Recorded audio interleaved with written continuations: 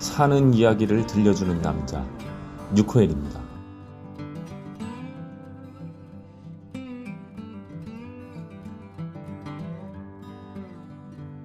홍은전 씨의 사는 이야기. 요즘 같은 때면 나무 그늘이 간절해져요.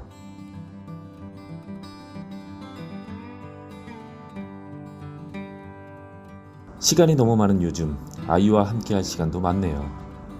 하지만 이 많은 시간을 어떻게 잘 보낼지 그냥 흘려보내고 싶진 않은데 아이가 내 마음과 같을 리 없습니다.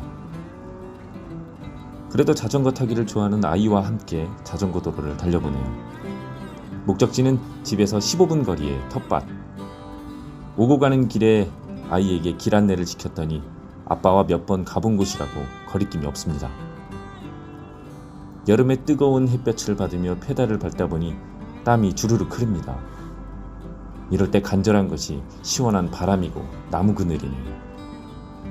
요즘은 신호등 옆에 파라솔이나 그늘막이 세워져 있어서 땡볕에 오랫동안 서 있지 않아도 되는 좋은 세상입니다만 나무 그늘에 견줄 바가 아니죠. 나무 아래는 이상하게 시원한 바람이 붑니다. 한 발자국 차이인데 나무 그늘과 그늘 밖은 다른 세상입니다.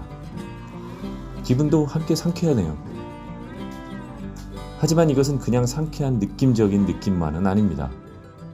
저의 학창시절 생물학 실험 중 작은 화분을 가져와 각 부분의 온도를 기록하고 비교하는 시간이 있었습니다. 어른 한 뼘 정도의 작은 식물이었는데 온도를 재는 부위마다 미세한 차이가 났습니다. 그때의 기억이 지금까지 남아있는 것을 보면 간단한 온도 재기 실험이 제게는 마법처럼 느껴졌나 봅니다. 작은 생명에서도 차이가 나는데 하물며 큰 가로수의 가지와 줄기를 타고 흐르는 공기의 흐름은 얼마나 크고 대단한지. 아름드리 나무 밑둥치에 땅과 접한 부분의 공기가 큰 줄기를 타고 옆으로 뻗은 가지를 따라 가지와 가지 사이를 흐르다가 나무 꼭대기까지 가는 상상을 해봤습니다. 가로수가 쫙 늘어선 곳에서는 나뭇잎이 무성한 가지 사이로 시원한 공기가 원을 그리면서 아래로 순환하는 큰 그림도 그려봤습니다. 그저 심어놓았을 뿐인데 그 사이에서 일어나는 우리가 알지 못하는 마법과 같은 일들이 얼마나 많을까 하고 상상도 해봤죠. 자연이 우리에게 주는 모든 것에 감사함을 느끼면서 말이에요. 자전거를 타고 달리다가 작은 풀밭을 만났습니다. 토끼풀이 방석 모양으로 여기저기 퍼져 있었습니다. 이미 꽃이 피고 많이 지는 즈음인데도 여기저기 꿀벌이 날아다녔습니다. 아이는 벌에 쏠까 걱정하더니 금세 네잎크로버를 찾는데 집중하더군요. 집안에서는 심심해를 외치던 아이가 아무것도 아닌 네잎크로버 찾기를 흥미로워하는 것을 보고 작은 풀밭조차 우리에겐 꼭 필요하다는 생각이 들었습니다. 평일 한낮 텃밭은 조용했습니다. 아무도 이렇게 더운 시간에 텃밭에서 일을 하지 않았습니다.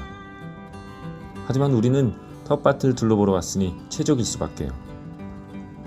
하지가 지나 장마가 지기 전에 감자를 캐고 열무를 심었습니다. 벌써 싹이 올라오는 것이 앙증맞네요. 열무가 조금 자리를 잡으면 그때 너희도 빛을 볼 수 있게 해주겠다고 마음을 먹으며 열무싹보다 크게 올라온 갈퀴덩굴의 새싹을 모두 뽑았습니다. 아이는 이제 슬슬 텃밭에서 뭔가를 했을 때 느끼는 기쁨을 알아가는 것 같았습니다.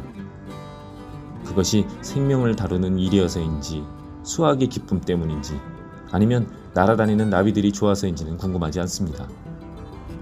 자연과 함께 있을 때 아이가 기쁜 것이 부모인 저에게 더 큰 기쁨이니 말이죠. 아이를 기르는 것과 식물을 키우는 일은 참으로 비슷합니다. 모두 부모를 성장하게 해주죠. 옥수수를 조금 있으면 먹을 수 있겠다고 즐거운 생각을 하며 다시 자전거에 올랐습니다. 원래 가는 길보다 돌아오는 길이 더 짧은 법인 거 아시죠? 갈 때 지나갔던 시원한 그 가로수길을 다시 지나옵니다. 다음에 아이와 함께 텃밭에 가고 오는 즐거운 시간이 벌써부터 기대됩니다. 네, 오늘은 오마이뉴스 사는 이야기에서 홍은전 씨의 사는 이야기를 소개해드렸습니다.